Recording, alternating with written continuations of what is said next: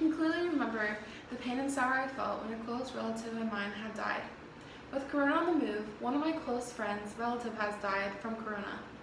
I can't help but think of the pain and sorrow he is feeling, but most importantly, I can't help but think how this death could have been avoided if America would have followed the stay-at-home orders which were given to us by our local authorities. Let's start by defining COVID-19.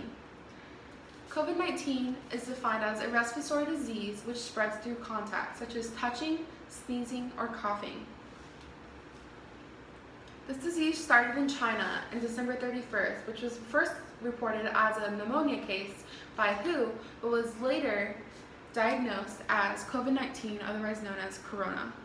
This quickly spread through China to Thailand and then to Egypt and Italy, and is now in the US today. Over 243,229 cases have been reported, according to CNN, with what started with only one death has quickly escalated to over 40,703 deaths as of today.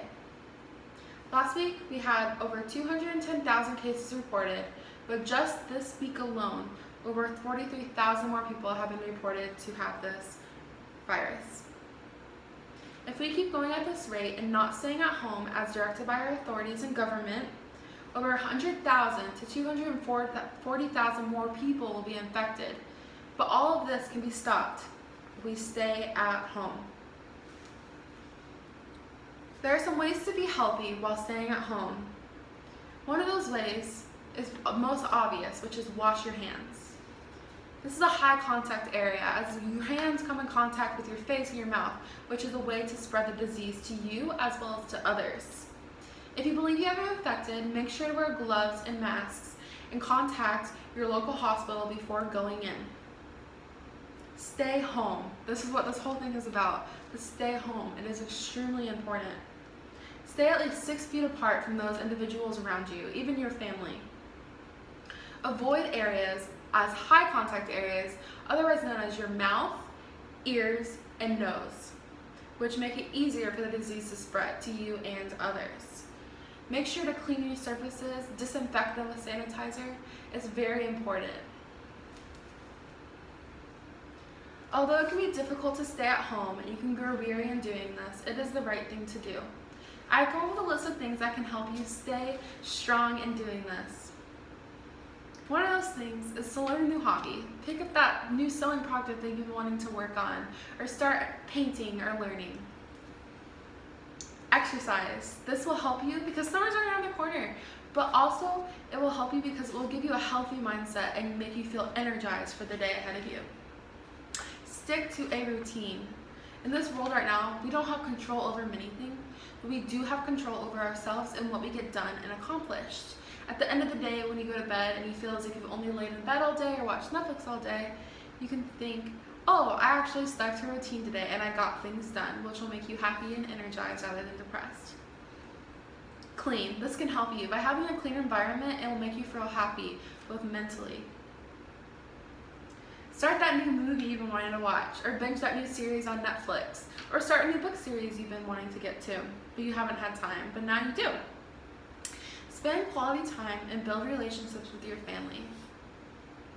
Write and reflect on this time. I think this is an important thing because 5 to 10 years from now, this time may be in history books, and our children and children's children will be learning about this virus and pandemic, just like the Spanish flu.